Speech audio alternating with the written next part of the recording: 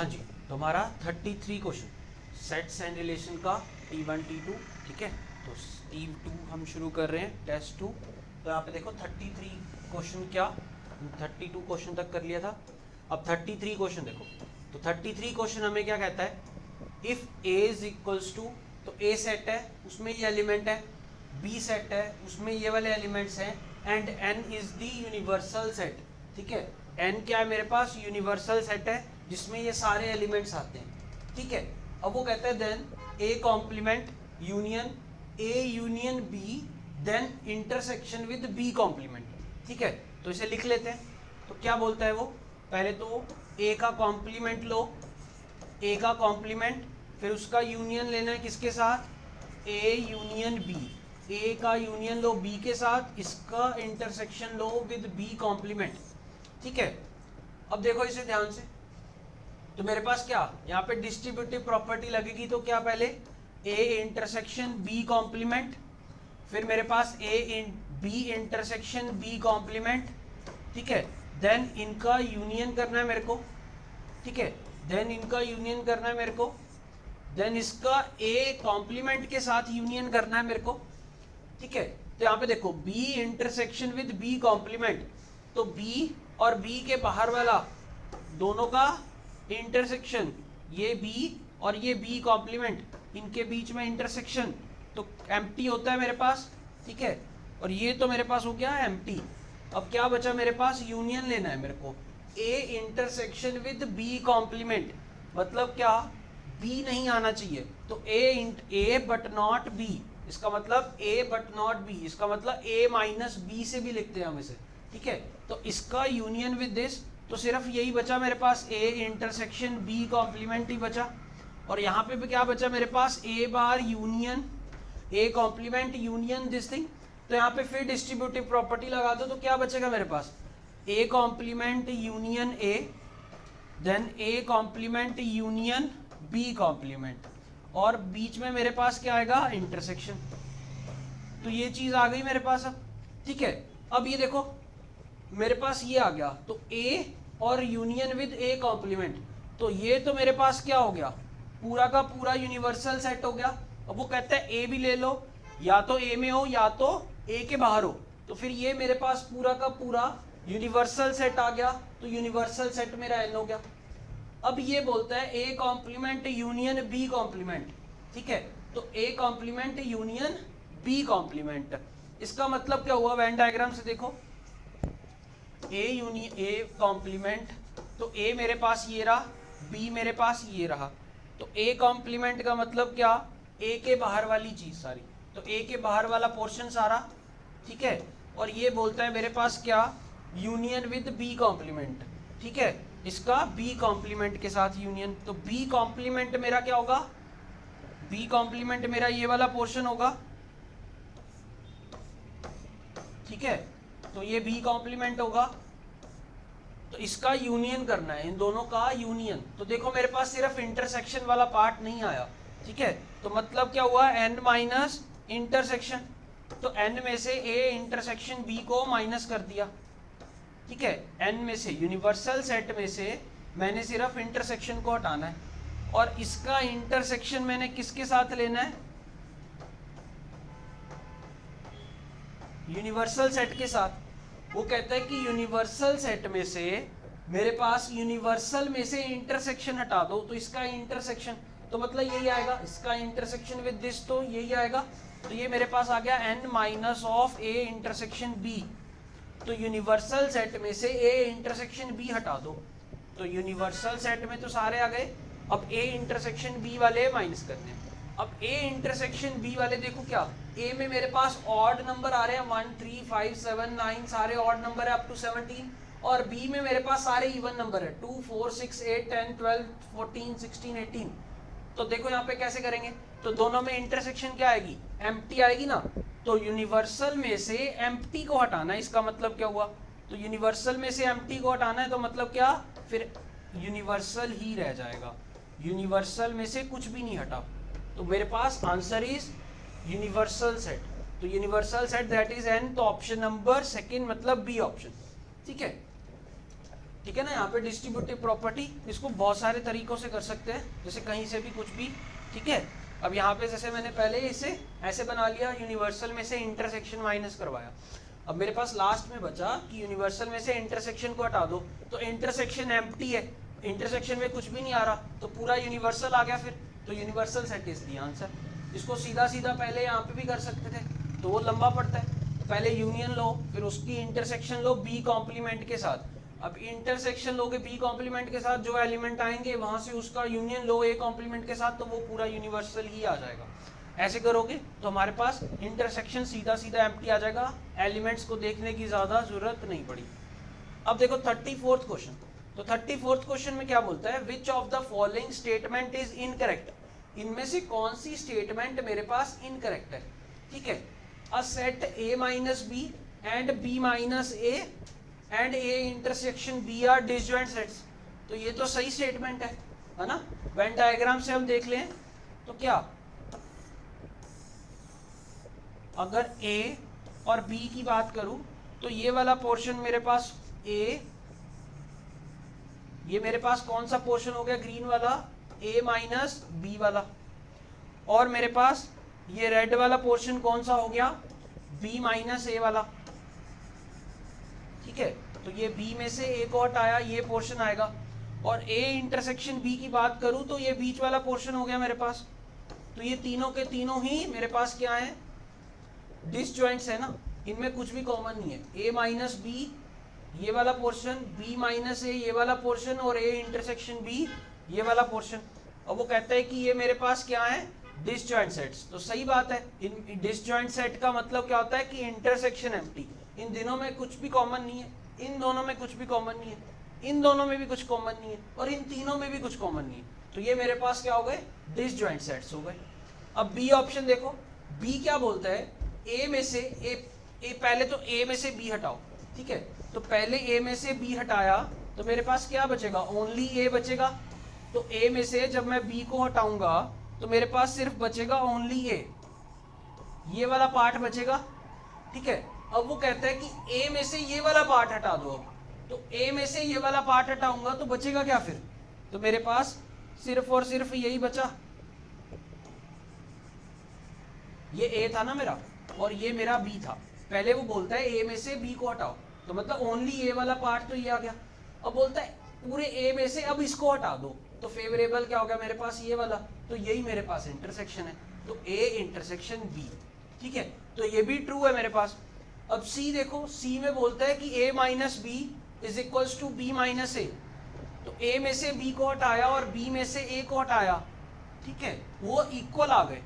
तो ऐसा कब होगा, यहाँ पे देखो, अगर ए में कुछ भी एलिमेंट ऐसा हुआ जो बी में नहीं है तो ए माइनस बी में आ जाएगा, और अगर वो a माइनस बी में आ रहा है तो फिर वो b माइनस ए में नहीं आएगा, ठीक है। मतलब क्या, अगर a में ऐसा कुछ भी एक एलिमेंट मिला, मान लो x मिल गया, मान लो मेरे को कि x मिल गया a में जो b में नहीं है, ठीक है, x does not belongs to b, तो एक एलिमेंट मिला जो a में तो है लेकिन वो b में नहीं है, ठीक है। फिर क्या हुआ, तो x belongs to a minus B हो गया ना, a का डिफरेंस विद b, मतलब a में से जो b के एलिमेंट है वो हटा दो, तो ये वाला एलिमेंट b का एलिमेंट तो नहीं है, तो ये आएगा, तो x belongs to a minus B आ गया।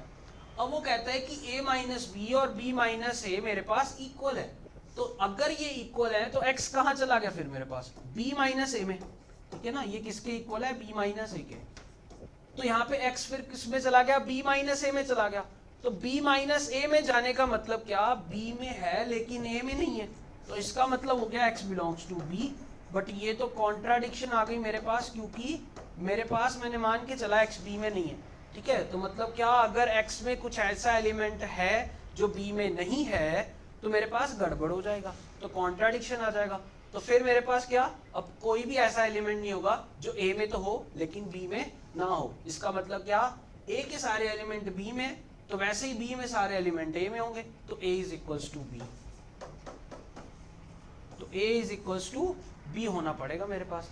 क्लियर, तो ये भी स्टेटमेंट ट्रू है कि अगर ये चीज है तो फिर a is equals to b तो होगा, तो ये भी ट्रू है। तो मतलब आंसर इज, उसने पूछा था इनकरेक्ट कौन सा है, तो इनकरेक्ट इनमें से कोई भी नहीं है मेरे पास, तो आंसर इज डी ऑप्शन।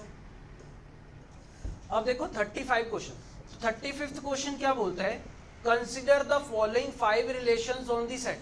ठीक है, अब वो बोलते हैं कि A set, R set, S set, T set और फाई सेट और A cross A is a universal relation. तो वो बोलता है मेरे पास ये 5 रिलेशंस दिए हुए हैं, then which of the following is not true, इनमें से कौन सी बात जो है वो ट्रू नहीं है। ठीक है, तो पहली बात चेक करो, वो कहता है आर टी और फाई, आर टी और फाई मेरे पास नॉट रिफ्लेक्सिव। रिफ्लेक्सिव कौन से होते हैं, कोई भी रिलेशन रिफ्लेक्सिव कब होता है, जब आइडेंटिटी के सारे एलिमेंट उसमें होते हैं, आइडेंटिटी आर में होता है, रिलेशन में होता है, तब वो मेरे पास रिफ्लेक्सिव होता है। अब आइडेंटिटी देखो, अब वो कहता है आर, तो आर में तो पहले मेरे पास ए में कितने थे, 1 2 3, ठीक है, अब आर में कितने हैं मेरे पास, अब देखो ना आप, उसने बोला 5 रिलेशंस ऑन सेट ए मेरा सेट है और उस पे ये रिलेशन गिवन है आर एस टी फाई और ए क्रॉस ए, ये मेरे पास 5 रिलेशन गिवन है किस सेट पे, ए पे। अब ए के एलिमेंट 1 1 2 2 3 3 आने कंपल्सरी है, किसी भी रिलेशन को अगर रिफ्लेक्सिव होना है तो 1 1 2 2 3 3 उसमें आना ही चाहिए। तो अब देखो यहाँ पे आर में क्या 1 1 है लेकिन 2 2 नहीं है, तो 2 2 नहीं है तो मतलब इसमें आइडेंटिटी नहीं है, तो अब ये रिफ्लेक्सिव नहीं होगा, तो आर मेरा रिफ्लेक्सिव नहीं है, तो वो रिफ्लेक्सिव नॉट रिफ्लेक्सिव की तो बात कर रहा है, तो सही बोल रहा है।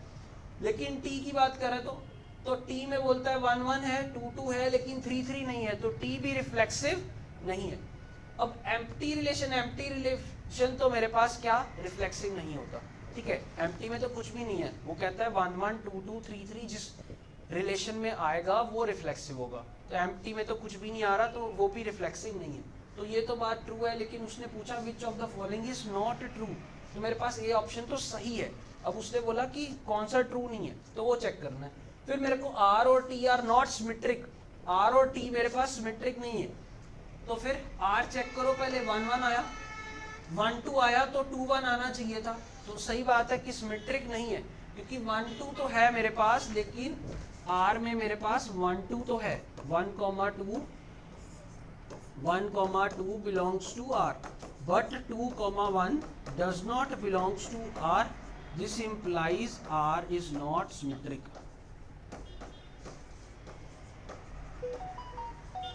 ठीक है, तो R मेरे पास क्या सिमेट्रिक नहीं होगा।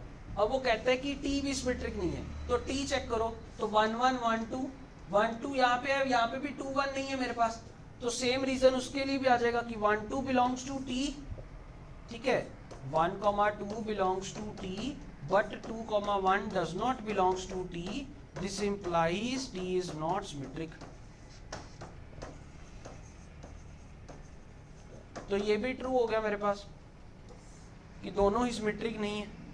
अब फाई मेरे पास एम्प्टी सेट सिमेट्रिक भी होता है, ट्रांजिटिव भी होता है, हमने कितनी बार कर लिया है। और देखो कैसे, फाई मेरे पास क्या होता है सिमेट्रिक होता है, क्यों, क्योंकि सिमेट्रिक के लिए क्या चाहिए, पहले ए बी दोगे तो मैं बी ए चेक करूंगा, ठीक है, अब ए बी ही नहीं है तो किसका इनवर्स देख रहा हूँ, कि कोई एलिमेंट ही नहीं है, तो सिमेट्रिक।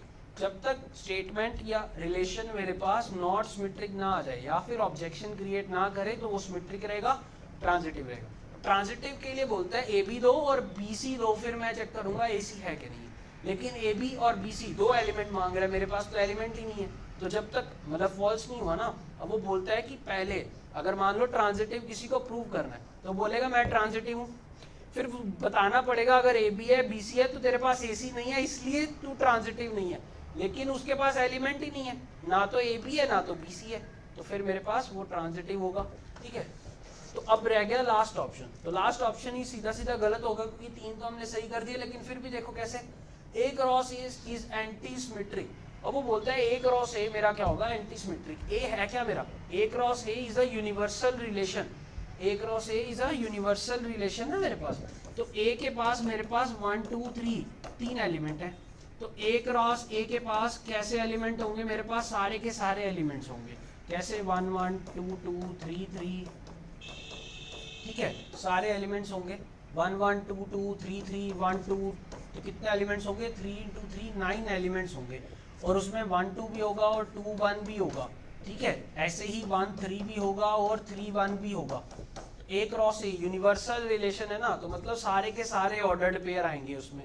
तो अब 1 2 और 2 1 आ गया, ठीक है। एंटी सिमेट्रिक हमारे पास क्या कहता है कि अगर कोई एलिमेंट अपना इन्वर्स लेके आता है तो वो फिर मेरे पास आइडेंटिटी का एलिमेंट होना चाहिए, उसके अलावा कोई और एलिमेंट नहीं आना चाहिए। मतलब क्या कि अगर मेरे पास जैसे मान लो कि a, b और b, a आ रहा है, दोनों आ रहे हैं, ये एलिमेंट अपना इन्वर्स अपने साथ लेके रिलेशन में आ रहा है, तो फिर a is equals to b होना पड़ेगा। मतलब क्या आइडेंटिटी का एलिमेंट होना पड़ेगा, अदरवाइज ये ऐसा नहीं कर सकता। लेकिन ये एलिमेंट ऐसा कर रहा है, मेरे पास 1 2 अपना इन्वर्स 2 1 इस रिलेशन में लेके आ रहा है मेरे पास, लेकिन ये आइडेंटिटी का एलिमेंट नहीं है, तो इसलिए ये एंटी सिमेट्रिक नहीं होगा। लेकिन उसने बोला कि एंटी सिमेट्रिक है, तो ये गलत हो गया। तो फिर मेरे पास option D is the correct one, जो मेरे पास फॉल्स स्टेटमेंट है, ठीक है। अब मेरे पास बात आई 36th क्वेश्चन की। तो 36th क्वेश्चन में क्या बोलता है, which of the following is true, इनमें से कौन सी बात सही है।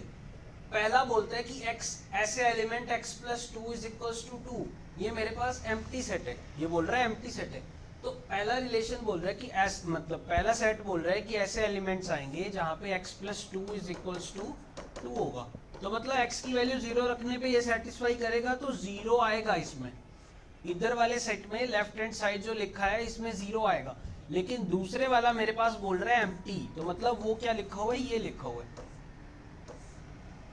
वो तो ये लिखा हुआ है, तो ये और ये दोनों इक्वल नहीं है, तो इसका मतलब क्या हो गया, फॉल्स स्टेटमेंट है ये, ठीक है।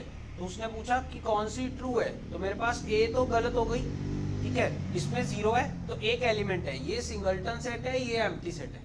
वैसे ही मेरे पास बी ऑप्शन, तो बी ऑप्शन में बोलता है for any sets A and B either A is a subset of B और B is a subset of ए।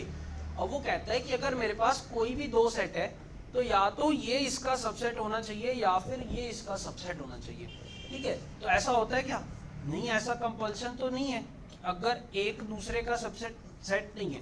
मान लो वो कहता है कि a is a subset of b और b is a subset of a, ठीक है। तो या तो a b का सबसेट होना चाहिए या तो b a का सबसेट होना चाहिए, और a और b मेरे पास कोई पर्टिकुलर नहीं है, वो बोलता है कोई भी सेट लो, तो मेरी मर्जी। तो मैं अब देखो यहाँ पे ये बोलता है हर एक सेट, हर कोई भी दो सेट लो, उसके लिए ये चीज ट्रू है, या तो ये या तो ये नहीं, लेकिन ऐसा नहीं है। क्या a को मैं अगर ले लूं, क्या 1 2 3 का सेट ले लूं, 3 एलिमेंट है मेरे पास, और b में क्या ले लूं मैं 4 5 6 ले लूं, तो क्या होगा, ये तो डिसजॉइंट हो गए ना। अब देखो a b में कंटेन नहीं करता, a is not a subset of b। Subset का मतलब क्या, जो एलिमेंट a में है वो b में एटलीस्ट होने चाहिए, ठीक है, उसको बोलेंगे a is a subset of b। तो ऐसा नहीं है, a वाले एलिमेंट b में नहीं है। अब b भी मेरे पास a का सबसेट नहीं है, b is not a subset of a because b के सारे एलिमेंट a में नहीं है, ठीक है। तो सबसेट की डेफिनेशन होती है क्या, कि अगर b a is a subset of b, तो मतलब क्या a के सारे एलिमेंट्स b में होने चाहिए। ना तो a के सारे एलिमेंट्स b में है, ना तो b के सारे एलिमेंट्स a में है, तो ये स्टेटमेंट भी फॉल्स हो गया। अब मेरे पास सी स्टेटमेंट बोलता है set of all the persons on the earth is an infinite set. अब देखो टोटल पॉपुलेशन तो हमें पता है ना, चाहे वो बहुत ज्यादा है, लेकिन अगर हमारे पास उसका डाटा है, हम उसको काउंट कर सकते हैं, तो वो इनफाइनाइट नहीं होगा, ठीक है। अब कोई भी बच्चा बर्थ लेता है, किसी की भी डेथ होती है, तो वहां पे रजिस्टर करवाया जाता है, ठीक है, तो हम उसे गिन सकते हैं। तो गिन सकते हैं तो मतलब एक फाइनाइट नंबर होगा। मान लो कोई इंडिया की आबादी है जैसे 150 करोड़ के अबाउट है, तो वैसे ही बाकी देशों की भी होगी, सबको ऐड कर दे तो एक नंबर तो निकल के आएगा ना। ऐसा तो नहीं होगा कि भाई ये नंबर चलता जाएगा, कभी भी खत्म नहीं होगा। तो ये इनफाइनाइट सेट नहीं है, मेरे पास फाइनाइट सेट है, ठीक है ना। Set on all the persons on the earth, earth में जितने पर्सन है, तो मेरे पास वो इनफाइनाइट सेट नहीं है। ऐसा नहीं है कि एक जगह पे जाके तो खत्म होगा ना। अगर मान लो हमारे डाटा के हिसाब से को मान लो जितने भी लोग हैं, तो उससे डबल होगा। तो मान लो कुछ छूट गए, किसी ने रजिस्ट्रेशन नहीं करवाई या कुछ भी करवाया, तो फिर क्या हो गया मेरे पास, अब उसने क्या किया, डबल कर दो डाटा। अब ऐसा तो नहीं होगा ना कि भाई जितने बंदों का डाटा हमारे पास है कि इतने बंदे अर्थ पे रहते हैं, उतने बंदे ही हमसे छिपे हुए हैं कि वो हमें दिख ही नहीं रहे। ऐसा तो नहीं होगा, डबल कर दो, 10 टाइम्स कर दो, फिर भी क्या, फिर भी वो फाइनाइट नंबर आएगा। तो वो इनफाइनाइट सेट नहीं है। हाँ बहुत बड़ा नंबर है एक, लेकिन नंबर है, ठीक है। इनफाइनाइट का मतलब क्या, ये कभी खत्म नहीं होंगे। तो ऐसा नहीं होगा कि भाई आप अगर यहाँ से आज शुरू करो कि पर्सन की काउंटिंग करना तो एक दिन खत्म हो जाएगी वो, तो वहां पे वो खत्म हो जाएगी। तो फाइनाइट सेट है। अब बोलता है D option X belongs to R, real number का सेट है और -1 से लेके 3 तक मेरे पास सारे नंबर ले आओ रियल वाले, तो ये इनफाइनाइट सेट है। तो हाँ, ये सही बात बोल रहा है क्या, कि ये मेरे पास इनफाइनाइट सेट है, ठीक है ना। तो अब मेरे पास क्या, जो रियल नंबर्स होते हैं, हमें पता है कोई भी इंटरवल ले लो उसके बीच में मेरे पास कोई भी ले लो, अगर 0 से मैं 0.5 भी ले लूँ तब भी मेरे पास इनफाइनाइट नंबर है। क्यों, क्योंकि यहाँ पे डेसिमल काम करता है। डेसिमल के बाद वाला नंबर अगर चेंज हो गया तो मेरे पास वो नंबर अलग है। जैसे मान लो अगर मैं 0.3 की बात करूँ और 0.35 की बात करूँ, ये दोनों अलग नंबर है। और 0.358 की बात करूँ, ये तीनों अलग नंबर है। 0.3589 की बात करूँ तो ये अलग नंबर है। 0.35895 की बात करूँ, ये भी अलग नंबर है। तो ऐसे करते करते करते करते ऐसे करके सारे नंबर्स आएंगे इसमें। तो मेरे पास जब भी रियल नंबर अगर नेचुरल नंबर बोलता तो फिर बात अलग थी। नेचुरल नंबर बोलता तो मेरे पास क्या आता, 1 2 आता, ठीक है, 2 ही नंबर आते तो फाइनाइट होता। अगर मेरे पास होल नंबर बोलता तो 0 1 2 आता तो मेरे पास 3 नंबर होते। इंटीजर की बात करता तो फिर भी मेरे पास 0 1 2 आता तो मेरे पास 3 नंबर होते, तो फाइनाइट सेट होता। लेकिन रियल नंबर तो अब सारे रैशनल भी आ गए, इरेशनल भी आ गए। तो मेरे पास यहाँ पे कोई भी इंटरवल हो जिसमें मेरे पास क्या, रियल नंबर पे हो, रियल लाइन पे कोई भी इंटरवल हो गए, उसमें मेरे पास हमेशा इनफाइनाइट नंबर्स ही आएंगे। तो this is an infinite set, ठीक है। अब मेरे पास 37 हो, तो 37th क्वेश्चन क्या बोलता है, if a is set that is x belongs to natural number, ठीक है। अब सारे नेचुरल नंबर आ गए, तो a मेरा क्या, set of all natural numbers, और b मेरा सेट कैसा, ऐसा x बिलोंग्स टू i, मतलब इंटीजर का सेट है और 0 से 10 के बीच में होने चाहिए। तो मतलब b में तो मेरे पास कितने नंबर है, 11 नंबर है, 0 1 2 3 4 5 6 7 8 9 और 10, ठीक है। तो मेरे पास यही नंबर है, बी में तो इंटीजर नंबर है, यही नंबर है। और ए बोलता है मेरे पास set of all natural numbers है, तो मतलब क्या, 0 को छोड़ के ये नंबर भी उसमें है, ठीक है। Then how many subsets A cross B can have, A cross B करूँ अगर मैं, ये मेरा ए सेट और ए सेट है मेरा set of all natural number. अगर ए क्रॉस बी करूँ तो हमें पता है कि पहले तो a क्रॉस b में एलिमेंट कितने होंगे, कितने होंगे, जितने a में एलिमेंट होंगे इनटू मल्टीप्लाई करूंगा जितने b में एलिमेंट होंगे, और a में तो मेरे पास इनफाइनाइट एलिमेंट्स हैं, तो मेरे पास a क्रॉस b में भी इनफाइनाइट एलिमेंट्स हो गए, ठीक है। अब जितने सेट में a क्रॉस b मेरा नया सेट आ गया, अब वो बोलता है इसके कितने सबसेट्स हैं, तो मतलब क्या, पावर सेट में कितने एलिमेंट्स हैं, तो पावर सेट में elements in the power set of A cross B, मतलब क्या, मेरे पास कितने सबसेट हैं ए क्रॉस बी के, तो वो होता है 2 raise to power number of element in the set A cross B, तो वो तो इनफाइनाइट है, तो मतलब क्या, 2 रेज़ टू पावर इनफाइनाइट, तो ये भी मेरे पास इनफाइनाइट आएंगे, ठीक है। तो मेरे पास क्या आ गया, इनफाइनाइट सबसेट आएंगे ए क्रॉस बी के, ठीक है। अगर a मेरा नेचुरल नंबर का सेट है और b मेरे पास सेट ऑफ 10 होल नंबर्स हैं 0 से लेके 10 तक, तो मेरे पास उनका क्रॉस प्रोडक्ट, कार्टेशियन प्रोडक्ट में इनफाइनाइट एलिमेंट आएंगे, तो उसके मेरे पास इनफाइनाइट एलिमेंट के मतलब उसमें कितने सबसेट होंगे उस सेट के, तो वो 2 रेज़ टू पावर इनफाइनाइट, तो इनफाइनाइट सबसेट आएंगे मेरे पास। हाँ जी, तो 38th क्वेश्चन क्या बोलता है, 38th क्वेश्चन में बोलते हैं कि यूनिवर्सल सेट में मेरे पास क्या, U सेट है, उसमें मेरे पास क्या है एलिमेंट, 1 से लेके 10 तक एलिमेंट है, ठीक है। मतलब यूनिवर्सल सेट है मेरे पास, उसमें 1 से लेके 10 तक एलिमेंट है मेरे पास, 1 2 3 4 अप टू 10, ठीक है। अब A सेट है, उसमें मेरे पास कितने एलिमेंट है, 1 से लेके 5 तक, और B है मेरे पास, B एक सेट है, उसमें 2 3 6 एलिमेंट है, बस 3 एलिमेंट है। फिर वो पूछते हैं a माइनस बी का कॉम्प्लीमेंट क्या होगा मेरे पास, ठीक है, a माइनस बी का कॉम्प्लीमेंट। तो a माइनस बी का कॉम्प्लीमेंट का मतलब क्या हुआ, वेन डायग्राम से देखो, तो ये मेरे पास a रहा, ये मेरे पास b रहा, ठीक है। अब वो कहता है a माइनस बी का कॉम्प्लीमेंट, तो मतलब क्या, इसका मतलब होता है मेरे पास कि यूनिवर्सल सेट में से a माइनस बी को हटा दो। इसका मतलब यही हुआ ना, यूनिवर्सल सेट में से a माइनस बी को हटा दो। a माइनस बी का मतलब क्या, ओनली a, तो मेरे को ये हटाना है, तो ये सारा आएगा मेरे पास पोर्शन, ओनली a वाला पार्ट नहीं आएगा। ठीक है, तो वेन डायग्राम से तो ये हो गया, मतलब ओनली a वाला पार्ट। ठीक है, ओनली a वाला पार्ट मतलब क्या, a में से पहले b को हटाओ, फिर उसके बाद में से यूनिवर्सल में से उसको हटा दो जो आया मेरे पास है। a में से पहले b को हटाओ, फिर यूनिवर्सल में से जो आया उसको हटा दो। तो मेरे पास अब यूनिवर्सल a माइनस बी क्या आएगा, तो a माइनस बी लिख लेते हैं। तो a माइनस बी आएगा मेरे पास कि a में से b को हटा दो। तो a में से b को हटाया तो 2 3 हट गया, 6 तो है ही नहीं इसमें। ठीक है, तो 2 3 हट गया, तो मेरे पास बचा 1 4 5। ठीक है, अब वो कहता है यूनिवर्सल सेट में से इसको निकाल दो। तो 1 से लेके 10 तक नंबर थे यूनिवर्सल में से, उसमें से मैंने 1 4 5 3 हटा दिए, तो बचा क्या मेरे पास, तो 1 4 5 हटा दिए, तो 2 बचा, 3 बचा, 4 5 हटा दिए, 6 7 8 9 10 ये बचा मेरे पास। तो 2 3 6 7 8 9 10 ये बचा मेरे पास। अब देखो ए ऑप्शन में 1 4 5 गलत, बी ऑप्शन 6 गलत, 2 3 7 8 9 10 यहाँ पे 6 रह गया, तो मेरे पास सी भी गलत हो गया, क्योंकि मेरे पास ये सेट आना चाहिए था, और ये जो सी ऑप्शन है मेरे पास, सी ऑप्शन में 6 नहीं गिवन, तो ये भी नहीं आएगा। तो answer is D, that is none of these, इनमें से कोई भी सेट मेरे पास नहीं है। ठीक है, अब मेरे पास देखो 39 क्वेश्चन।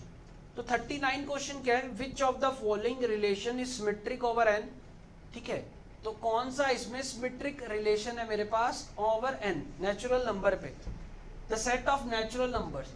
तो मेरे पास x plus Y is equal to 1, पहला रिलेशन है एडिशन का, x plus Y is equal to 1 आना चाहिए, दूसरा x is equal to 5y आना चाहिए, और तीसरा ऑप्शन है x is less than equal to y। अब वो कहता है कि सिमेट्रिक होना चाहिए। तो सिमेट्रिक रिलेशन मेरे पास क्या होता है कि अगर मेरे पास x is related to y है, तो y is related to x होना चाहिए, तब मैं बोलूंगा कि मेरे पास सिमेट्रिक है।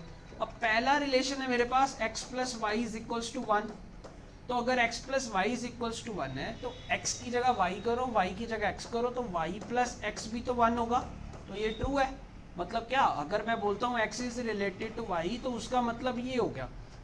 अब मेरे पास इसका मतलब हो गया y is related to x, तो ये भी सही है। ठीक है, तो ये मेरे पास हो गया सिमेट्रिक हो गया। अब बाकी चेक कर लेते हैं, वैसे तो ए ऑप्शन हो गया सीधा सीधा, बाकी ऑप्शन क्या बोलता है, x is equals to 5y। ठीक है, तो x is related to y, तो x is equals to 5y।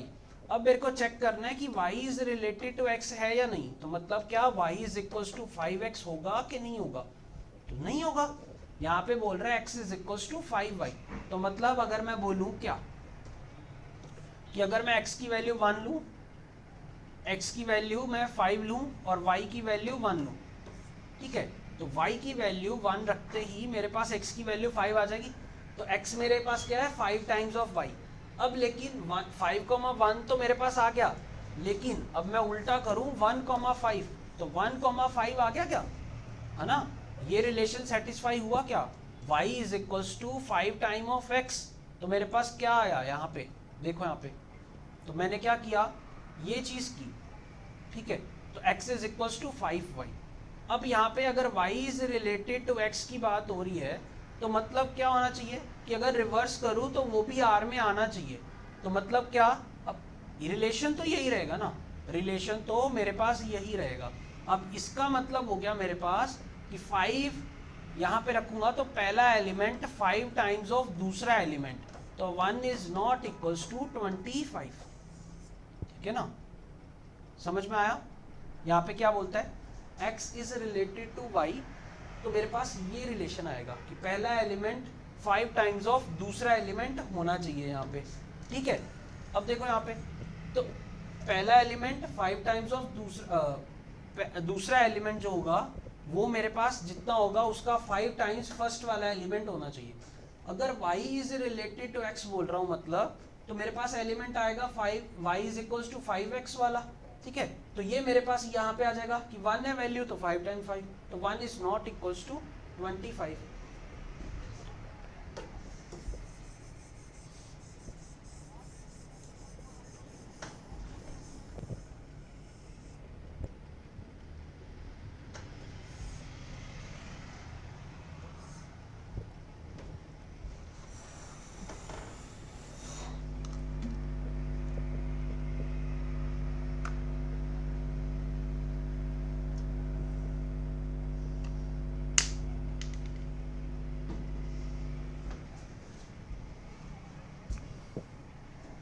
हाँ जी, तो देखो मेरे पास क्वेश्चन नंबर 39।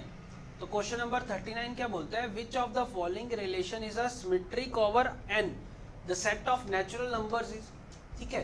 अब वो कहता है इनमें से कौन सा रिलेशन मेरे पास सिमेट्रिक है। सिमेट्रिक का मतलब क्या होता है, सबसे पहले हमारे पास कि x, y, अगर x is related to y है तो y is related to x होना चाहिए, ठीक है, क्लियर है। अब पहला ऑप्शन क्या है मेरे पास कि x plus Y is equals to 1, इसका मतलब x is related to y तो x plus Y is equals to 1। अगर y is related to x तो मतलब y प्लस x मेरे पास 1 होगा, हाँ होगा। अगर ये ट्रू है, ये गिवन है मेरे पास, तो ये चेक करना है, तो हाँ ये ट्रू है मेरे पास, ठीक है। तो मेरे पास क्या हो गया, सिमेट्रिक हो गया। अब सेकंड ऑप्शन देखो, तो ये तो ट्रू हो गया, फर्स्ट वाला उसने ट्रू ही पूछा था, आंसर हमारा हो गया। अब दूसरे ऑप्शन में बोलता है x is equals to 5y, तो मतलब क्या, अगर x, y लिखूं तो मेरे पास x is equals to 5y होगा, ठीक है। लेकिन अब मैं इसका उल्टा चेक करना है कि y, x अगर मेरे पास क्या, y, x मेरे पास रिलेशन में आता है या नहीं आता, तो r में, अगर ये मेरे पास r में है तो ये मेरे पास r में होगा कि नहीं होगा। तो x की वैल्यू अब मेरे पास क्या गिवन है, 5y। अब मेरे को लेके क्या आना है कि y की वैल्यू मेरे पास हो गई 5x, ठीक है। तो ये मेरे पास क्या हो गया, 5x। अब x की वैल्यू मेरे पास क्या है, तो y is equals to 5 times of 5y, ठीक है। तो ये मेरे पास क्या आ गया, y से y तो कैंसिल हो जाएगा, 1 इज नॉट इक्वल टू 25, तो ये मेरे पास नहीं ट्रू, ठीक है। तो यहाँ पे मेरे पास क्या हो गया, अगर मैं इसे रिप्लेस करूँगा तो मेरे पास क्या, x, y तो रिलेट कर रहा है लेकिन y, x नहीं रिलेट कर रहा। वैसे ही जब मैं सी ऑप्शन लिखूंगा तो सी ऑप्शन का मतलब क्या, मेरे पास x is less than equal to y, x is related to y। अगर x मेरे पास y से छोटा या लेस देन होगा तो क्या y भी x less than equal to x होगा। अगर देखो मैं यहाँ पे क्या लिखूं, 1 is less than equal to 5, तो मेरे पास 1, 5 तो r में आ गया, लेकिन मेरे पास y is less than equal to x, तो मतलब क्या 5 मेरे पास 5, 1 r में आएगा क्या, नहीं। उसने क्या बोला, पहला एलिमेंट दूसरे एलिमेंट से छोटा या बराबर होना चाहिए, यहाँ पे तो बड़ा हो गया, तो ये मेरे पास r में बिलोंग नहीं करेगा, तो मेरे पास ये रिलेशन सिमेट्रिक नहीं होगा, ठीक है। वैसे ही दूसरे वाले बी ऑप्शन में भी यही काम था कि x is equals to 5y, मतलब क्या, मेरे पास अगर मैं बोलूँ कि 5, 1, ठीक है, तो वो कहते हैं दूसरे एलिमेंट को अगर 5 से मल्टीप्लाई करूं, ठीक है, तो मेरे पास पहला एलिमेंट आना चाहिए, तो ये तो मेरे पास r में आ गया। अब इसका इन्वर्स, तो 1 और 5, ये मेरे पास देखो, ये मेरे पास r में नहीं आएगा, क्यों, क्योंकि उसने बोला कि r में तब आएगा जब पहला एलिमेंट दूसरे का 5 टाइम्स होगा, लेकिन 1 तो 5 टाइम्स, तो यही आया था ना, 1 और इज नॉट इक्वल टू 25, तो मतलब पहला एलिमेंट 5 टाइम्स ऑफ दूसरा एलिमेंट के इक्वल नहीं है, ठीक है। तो ये बात थी वहाँ पे भी, और ये बात यहाँ पे आ गई कि 1 is less than equal to 5 है, लेकिन 5 is not less than equal to 1, तो मेरे पास क्या, दोनों ही गलत हो गए। तो मेरे पास पहला ऑप्शन तो सही था, x plus Y is equals to 1 वाला। अब देखो मेरे पास क्या, अब मेरे पास क्वेश्चन नंबर 40 से लेके 45 तक यही डाटा चलेगा, ठीक है। तो इसे अच्छे से देखना ध्यान से। अब वो क्या कहता है मेरे पास, an inquiry into 1000 candidate, an inquiry into 1000 candidate who failed in mathematics at HS examination revealed the following data। अब वो कहते हैं कि 1000 कैंडिडेट्स का डाटा जो फेल हुए हैं मैथ्स में, उनका डाटा गिवन है। अब वो कहता है 658 failed in aggregate, 372 failed in first paper, second paper, ये मेरे पास फर्स्ट और सेकंड की इंटरसेक्शन दी हुई है, सेकंड और एग्रीगेट की दी हुई है, फर्स्ट और एग्रीगेट की दी हुई है। तो मेरे पास अब क्वेश्चन आएगा इस पे रिलेटेड, ठीक है। तो पहले हम क्या करते हैं, वेन डायग्राम बना लेते हैं। तो वेन डायग्राम बना लेते हैं और साथ में अब उसने पूछा क्या मेरे पास, देखो पेपर 1, पेपर 2 और एग्रीगेट की इंटरसेक्शन नहीं गिवन है, दो की गिवन है, थर्ड की इंटरसेक्शन नहीं गिवन है। और वो पूछ रहा है how many candidates failed in all the 3 exams. तो मेरे पास इंटरसेक्शन ही मांग रहा है फर्स्ट क्वेश्चन में, ठीक है। तो अब पहले तो क्या करो, इसमें वेन डायग्राम बना लो और इसमें अब सबसे पहले बीच वाला कॉलम भरना है। तो उसके लिए पहले क्या करो, इंटरसेक्शन वैसे ही निकाल लो। तो क्या n of A union B मेरे पास किसके इक्वल होता है, A union B union C, 3 है ना मेरे पास, ठीक है। तो A union B union C मेरे पास किसके इक्वल होगा, n of A plus N of B plus N of C, ठीक है। तो पहले ए को ऐड करूंगा, मतलब क्या, फर्स्ट पेपर, फिर सेकंड पेपर, फिर मेरे पास एग्रीगेट, ठीक है। अब यूनियन करना है तो मतलब हर पार्ट को मेरे को एक बार लेना है। अब पहले ए ऐड किया, फर्स्ट ऐड किया, फिर सेकंड ऐड किया, थर्ड ऐड किया, ये मेरे पास 2 टाइम काउंट हो गया। तो मैंने एक टाइम इसको सब्ट्रैक्ट कर दिया।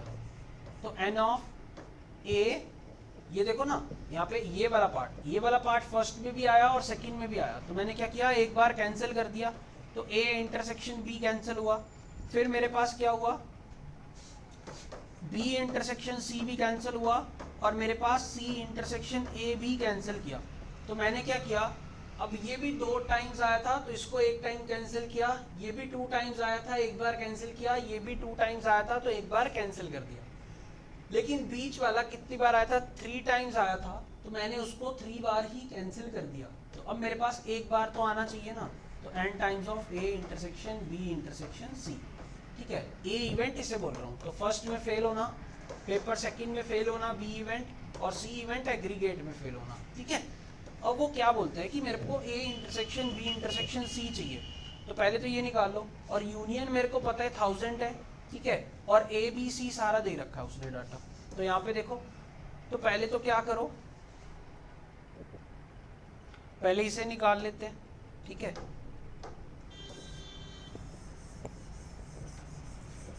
पहले इंटरसेक्शन निकालो।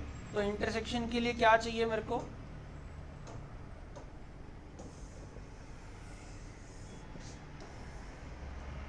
ठीक है। तो यहाँ पे देखो अब मेरे पास क्या आया, एन ऑफ, ये तो मेरे पास 1000 गिवन है, और फर्स्ट पेपर वाला, पेपर फर्स्ट में जो फेल हुए हैं कितने मेरे पास, पेपर 1 में फेल होने वाले 372, और फिर मेरे पास सेकंड पेपर में फेल होने वाले हैं मेरे पास 590, फिर एग्रीगेट में मेरे पास फेल होने वाले हैं 658, और फिर मेरे पास माइनस करना है 2 की इंटरसेक्शन। तो 2 में 166 एग्रीगेट और पेपर 1 में गए हैं, तो 166 माइनस किया, -434 किया, और -126 किया, और प्लस मैंने क्या करना है, N of A intersection B intersection C, ठीक है। यही तो चाहिए। तो अब इनको ऐड करो और इधर वाली साइड ले जाओ। तो इनको ऐड करोगे तो क्या आएगा, पहले तो ऐड कर लो। तो ये मेरे पास ऐड करके सब कुछ करोगे तो N of A intersection B intersection C मेरे पास 106 आ जाएगा, ठीक है। कैलकुलेशन है, करके देखो। तो मेरे पास क्या आएगा, 106 आ जाएगा। तो यहाँ पे मेरे पास कौन सा ऑप्शन होगा, ए ऑप्शन होगा। How many candidates failed in all the 3 exams. तो मेरे पास 106 कैंडिडेट ऐसे होंगे जो एग्रीगेट में भी फेल हो गए, फर्स्ट पेपर में भी फेल हो गए, और सेकंड पेपर में भी फेल हो गए। अब मेरे पास देखो सब कुछ आ गया, डाटा आ गया। तो हम क्या करते हैं, वेन डायग्राम बना लेते हैं। तो वेन डायग्राम बना लेते हैं तो मतलब क्या, तो देखो यहाँ पे सबसे पहले क्या होगा मेरे पास, फर्स्ट पेपर वाले जो फर्स्ट पेपर में फेल हुए, फिर सेकंड पेपर में फेल हुए, फिर मेरे पास एग्रीगेट में फेल हुए। तो ये ए हो गया, ये मेरे पास बी हो गया, मेरे पास सी हो गया, ठीक है।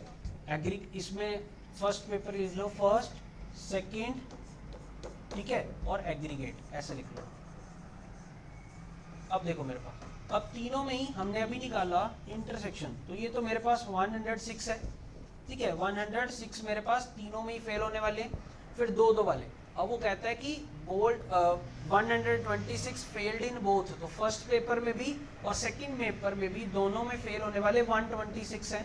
तो ये टोटल इंटरसेक्शन मेरे पास 126 है, उसमें से 106 तो यहाँ पे है, तो बाकी कितने बच गए, 20 यहाँ रह गए मेरे पास, ठीक है। अब फिर मेरे पास क्या बोलता है, 334 मेरे पास failed in aggregate and paper second, तो 434 इनको मिला के हैं, तो 434 में से मेरे पास 106 तो यहाँ पे पड़े हुए हैं, तो ये मेरे पास रह गए, 14 में से 6 गए तो 8 और 2 और 3, 328 मेरे पास यहाँ पे है, ठीक है।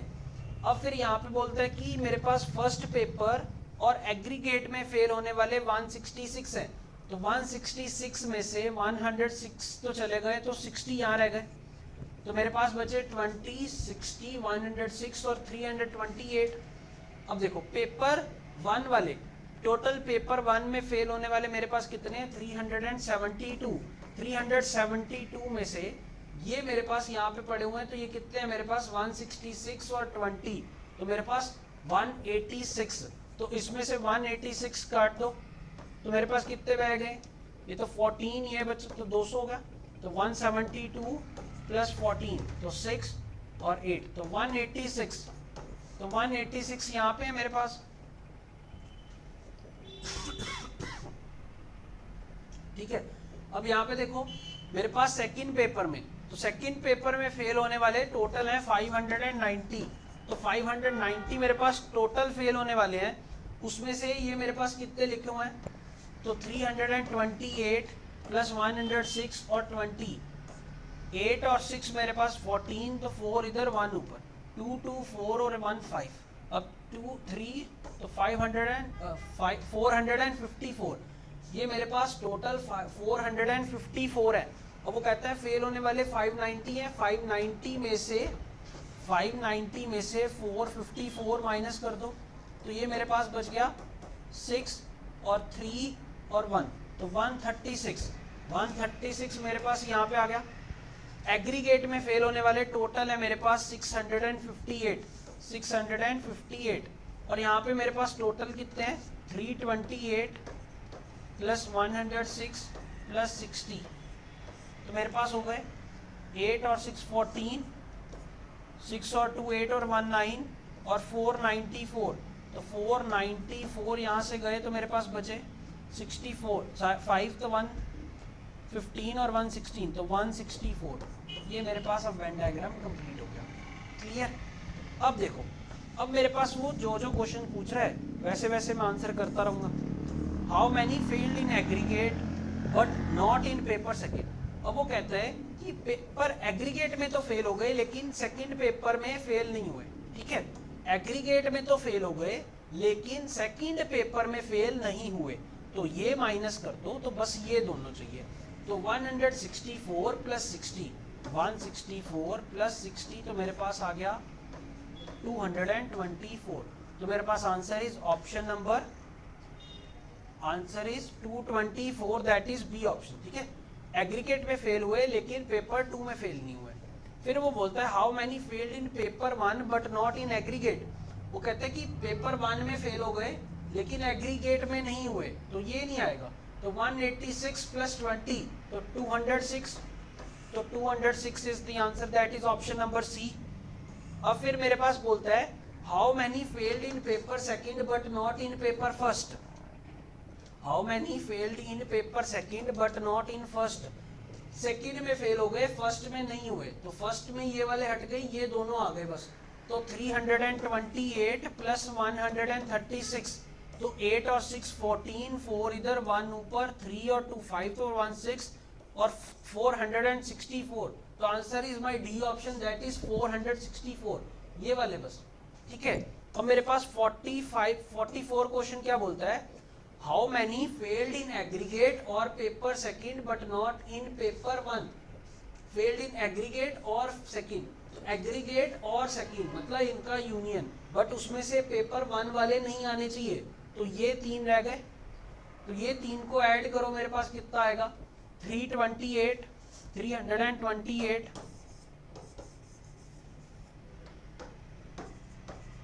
प्लस मेरे पास 164 और 136, तो ये 8 हो गया मेरे पास, ठीक है, और 1 ऊपर चला गया, 6 3 9 9 2 11 11 और 1 12, तो ये मेरे पास ऊपर 3 4 5 और 6 628, तो my answer is option number C, that is 628। अब मेरे पास 45 बोलता है how many failed in aggregate but not in paper 1 and second, ठीक है, एग्रीगेट में तो फेल हो गए but paper 1 and paper second में फेल नहीं हुए, तो ये बाकी सब हटा के सिर्फ 164 बचे, मतलब ओनली एग्रीगेट में जो फेल हुए, तो दैट इज 164, ठीक है, क्लियर।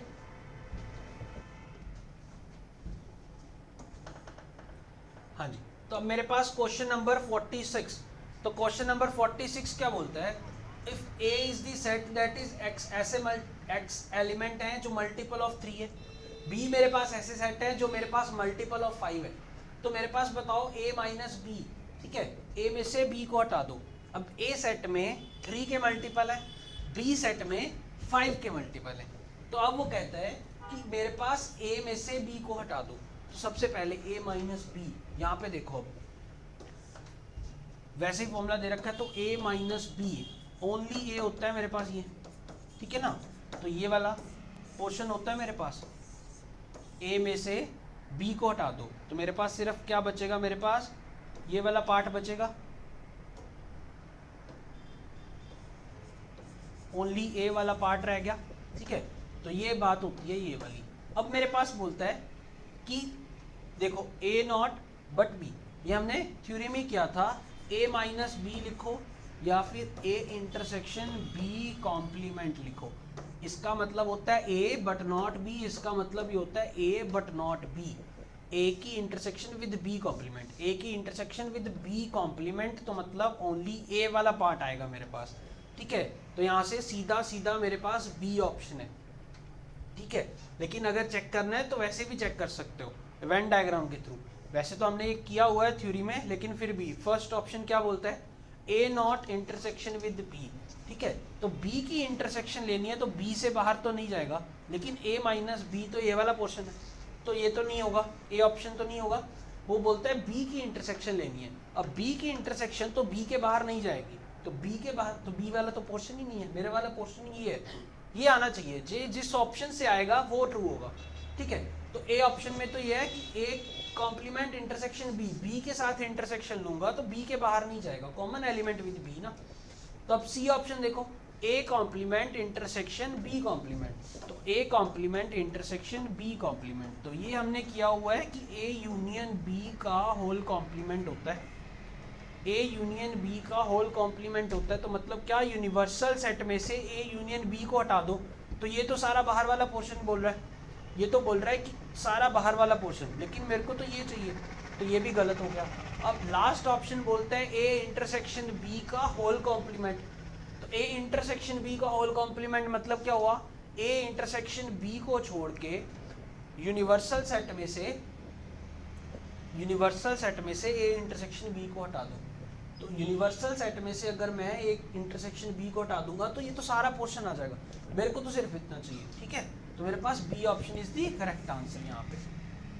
अब देखो मेरे पास 47 क्वेश्चन, तो 47th क्वेश्चन में बोलता है let R be the relation on the set of natural number be defined as, ऐसे डिफाइन किया रिलेशन को, कैसे कि x, y टाइप के एलिमेंट आएंगे, where x, y belongs to natural number and 2x plus y is equals to 41, तो मेरे पास क्या 2x plus y is equals to 41, then R is reflexive होगा, सिमेट्रिक होगा, ट्रांजिटिव होगा या कुछ भी नहीं होगा इनमें, वो चेक करने के लिए बोल रहा है।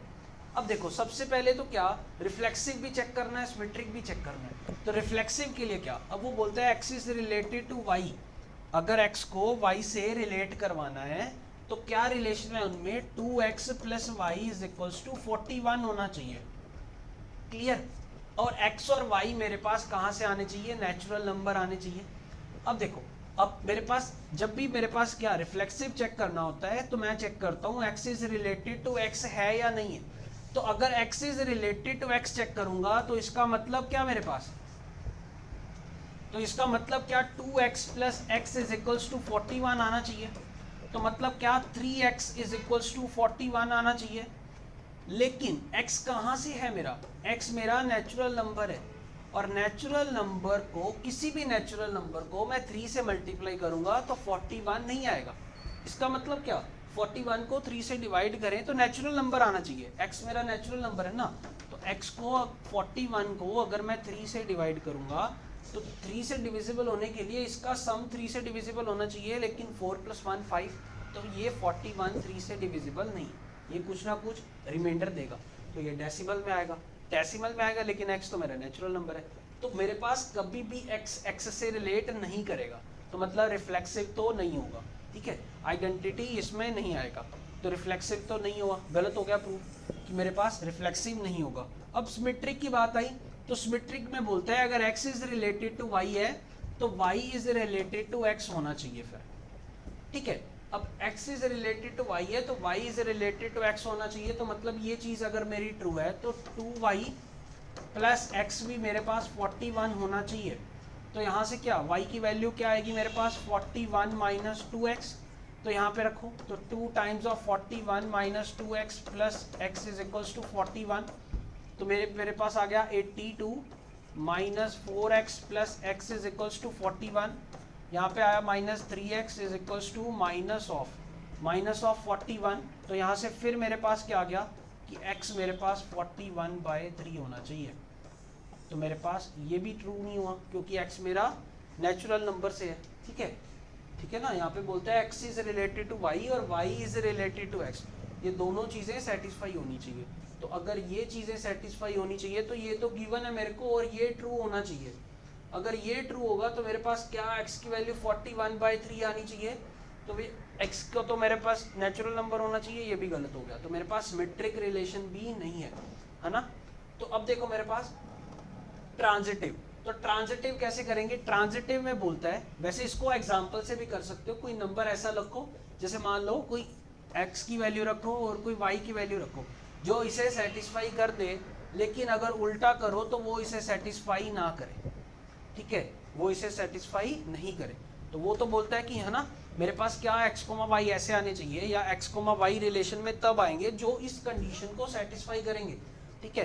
तो अगर मेरे पास क्या नंबर, अगर मैं क्या ले लूँ, x को 10 ले लूँ तो 20 ये हो गया, और y को मैं 21 ले लूँ, क्लियर।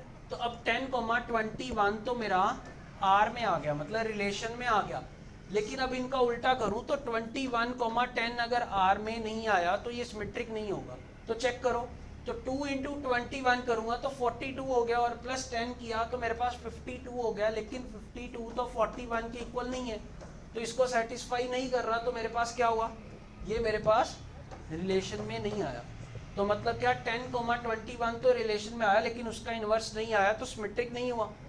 ऐसे ही हम ट्रांजिटिव भी देख सकते हैं, ट्रांजिटिव बोलता है कि अगर मेरे पास क्या, ट्रांजिटिव बोलता है कि अगर x, y मेरे पास R में आ गया और y, z मेरे पास R में आ गया, तो x, z भी R में आना चाहिए, क्लियर। तो यहां से देखो, अब इसमें भी कोई एग्जांपल ऐसी बनाओ कि क्या करो, मेरे पास R में ना आए, तो अब देखो क्या करूं, x को क्या लूं और y को क्या लूं, कि मेरे पास यहाँ पे क्या गिवन है कि 2x + y is equals to 41 आ जाए, और 2y + z मेरे पास किसके इक्वल आ जाए, 41 के इक्वल आ जाए। फिर मेरे पास चेक करना है कि x, z रिलेशन में है या नहीं है, तो मतलब 2x + z मेरे पास 41 आता है कि नहीं आता। अगर ये दोनों गिवन है कि ट्रू है तो मेरे पास ये चेक करना है कि ये ट्रू होगा कि नहीं होगा। यहाँ से देखो, इसमें से y को एलिमिनेट करना है मेरे को, ठीक है ना, ये इक्वेशन बनाने के लिए, तो y को एलिमिनेट किया तो इसको 2 से मल्टीप्लाई करो और सब्ट्रैक्ट कर दो, तो पहले 2 से मल्टीप्लाई किया तो 4x + 2y is equals to 82 हो गया, तो नीचे इक्वेशन दी है मेरे पास 2x + 2y + z is equals to 41। अब इसमें से जब मैं ये सब्ट्रैक्ट करूंगा तो रह जाएगा 4x - z is equals to 41, तो 4x - z is equals to 41 आया, लेकिन मेरे को चाहिए था 2x + y is equals to 41, ठीक है, ये आया, तो ये भी सेटिस्फाई नहीं हुआ मेरे पास, तो ये ट्रांजिटिव भी नहीं है, तो my answer is none of this, इनमें से कोई भी नहीं है, ना तो रिलेशन सिमेट्रिक है, ना तो ट्रांजिटिव है, ना मेरे पास रिफ्लेक्सिव है, ठीक है। Question number 48। तो क्वेश्चन नंबर 48 क्या बोलता है मेरे पास, let S be the set of integers for a, b belongs to S। ठीक है, सेट ऑफ इंटीजर है मेरे पास और a, b मतलब दो एलिमेंट्स है मेरे पास S से, और a is related to b if and only if a minus b का मॉड इज लेस देन 1। तो चेक करना है कि R मेरे पास सिमेट्रिक, रिफ्लेक्सिव और इक्विवेलेंस रिलेशन बनाता है या नहीं बनाता। ठीक है, अब देखो इसे कैसे करेंगे। अब वो बोलते हैं कि सेट ऑफ इंटीजर्स है, इंटीजर्स में से मैंने जब भी दो नंबर उठाए उनका मॉड किया तो मेरे पास लेस देन 1 आएगा, तब मैं बोलूँगा a is related to b। तो a is related to b मैं कब बोलूँगा, जब मेरे पास a माइनस b का मॉड 1 से लेस आएगा। ठीक है, अब पहले तो देखो मेरे पास क्या रिफ्लेक्सिव, तो रिफ्लेक्सिव के लिए a is related to a check करना होता है मेरे को। a is related to a check करना है तो मतलब क्या a माइनस a का मॉड लेस देन 1 आना चाहिए। ये तो 0 हो गया, तो 0 तो लेस देन 1 होता है, तो मतलब क्या a टाइप के सारे एलिमेंट्स R में आएंगे, रिलेशन में आएंगे, तो ये रिफ्लेक्सिव होगा। इसने बोला R इज नॉट रिफ्लेक्सिव, तो ये गलत हो गया। अब वो बोलता है सिमेट्रिक के लिए चेक करो, तो सिमेट्रिक के लिए क्या, अब मॉड में a माइनस बी लिखूं या फिर b माइनस a लिखूं। तो अगर ये मेरे पास बोलता है कि a is related to b है, तो इफ एंड ओनली कब है, जब ये मेरा लेस देन 1 होगा। तो अगर ये गिवन है कि a, b है, तो मेरे को चेक करना है कि b, a मतलब b is related to a आ रहा है कि नहीं।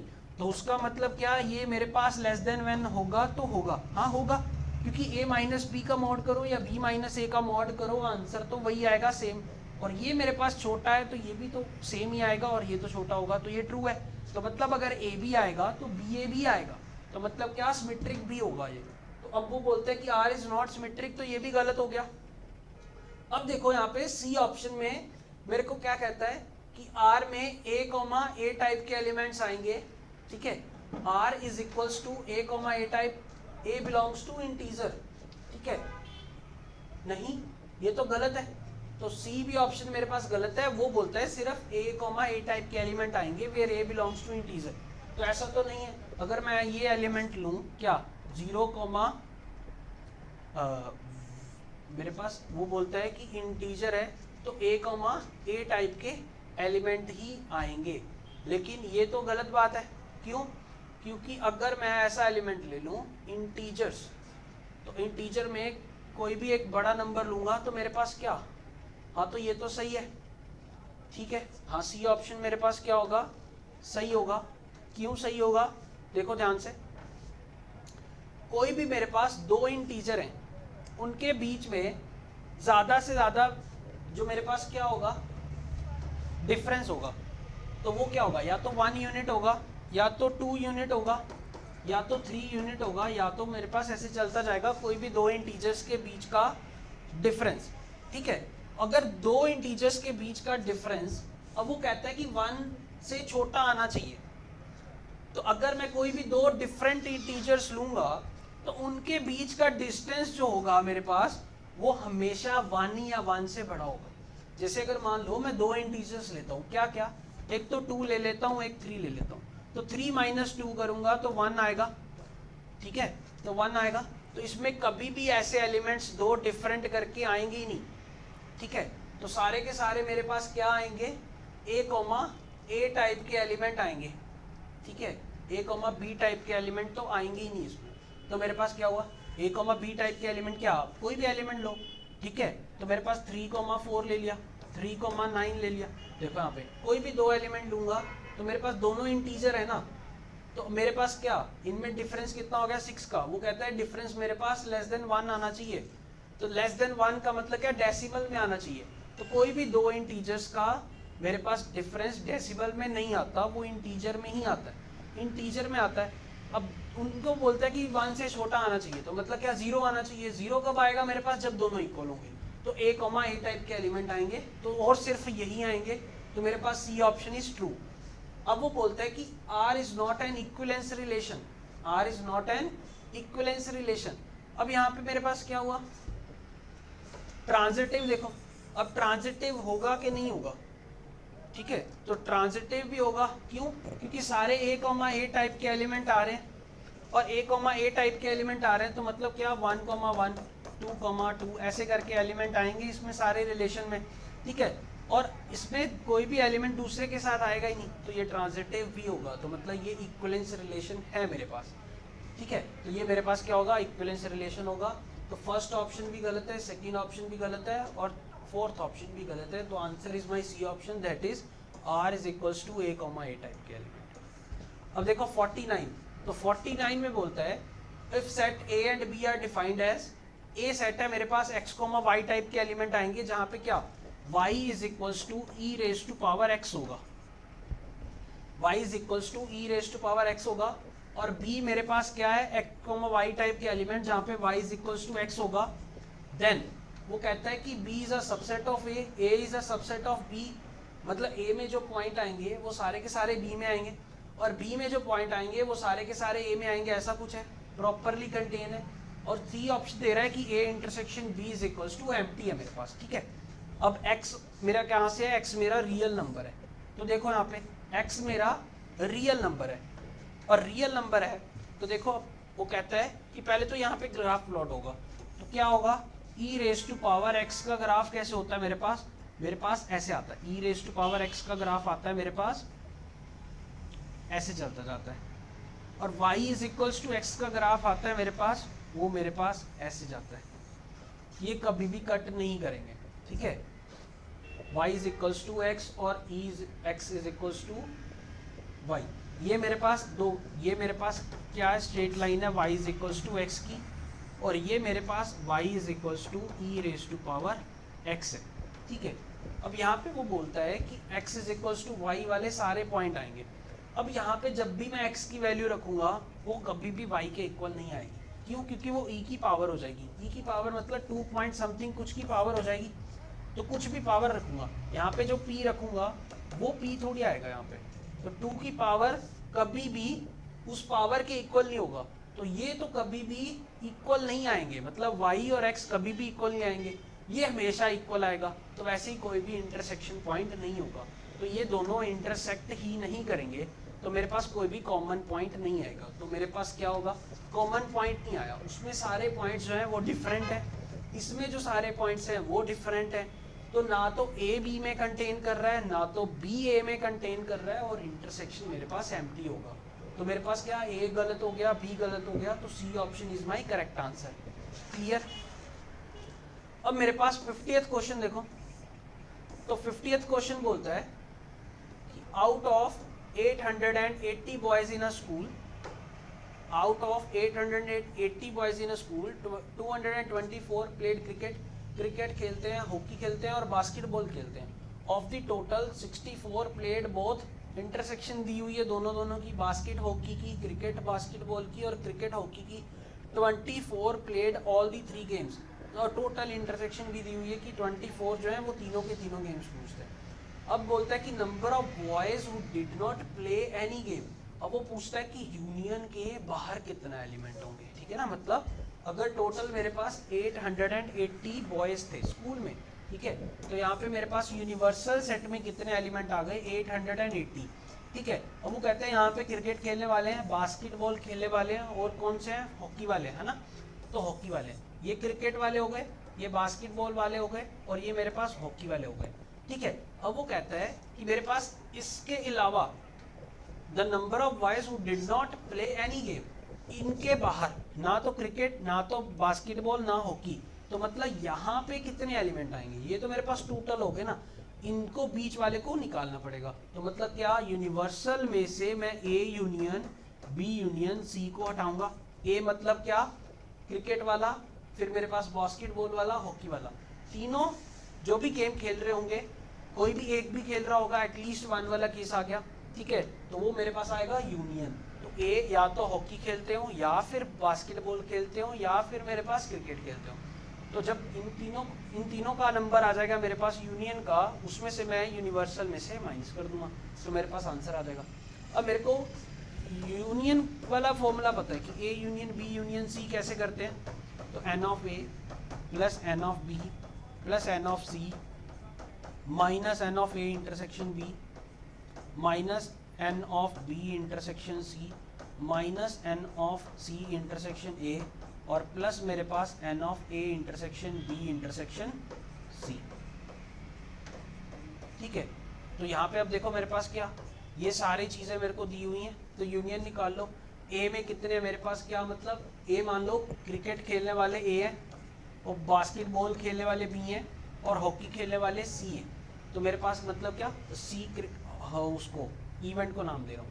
ठीक है, तो 224 प्लेड इन क्रिकेट, तो 224 मेरे पास ये आ गए, और बास्केटबॉल खेलने वाले मेरे पास 336 हैं, और फिर मेरे पास हॉकी खेलने वाले कितने हैं 240 हैं, और माइनस कर दो दो दो की इंटरसेक्शन, वो कितने हैं 64, और फिर मेरे पास माइनस कर दो 80, फिर मेरे पास माइनस कर दो 40, फिर मेरे पास माइनस कर दो 40, और फिर मेरे पास प्लस कर दो 24, तो ये मेरे पास आ जाएगा ए यूनियन बी यूनियन सी।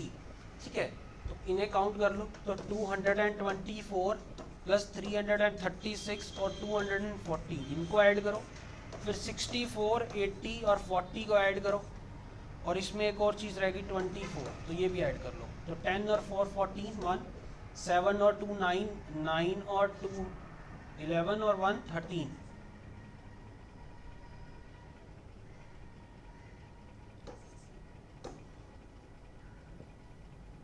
$824 ये प्लस वाले आ गए, और माइनस वाले कितने आ गए मेरे पास 64 थे ये, तो 4, और मेरे पास 6 और 4 तो 18 84 184, इसमें से 184 गए तो 4 में से 4 गए, 82 में से 18 गए, तो मेरे पास कितने हो गए 20 बन गया, तो मेरे पास 2 यहाँ से आए और 2 यहाँ से आए 4, और मेरे पास कितने आ गए 80 में से 20 गए तो 60, तो 64 640 मेरे पास कितने हैं ये आ गए यूनियन वाले, तो 640 यूनियन आ गया, तो 880 में से 640 माइनस कर दो तो मेरे पास रिमेनिंग आ जाएंगे, तो 240 स्टूडेंट्स मेरे पास ऐसे हैं या बॉयज़ हैं जो मेरे पास ना तो बास्केटबॉल खेलते हैं, ना तो मेरे पास क्रिकेट खेलते हैं, और ना ही मेरे पास हॉकी खेलते हैं।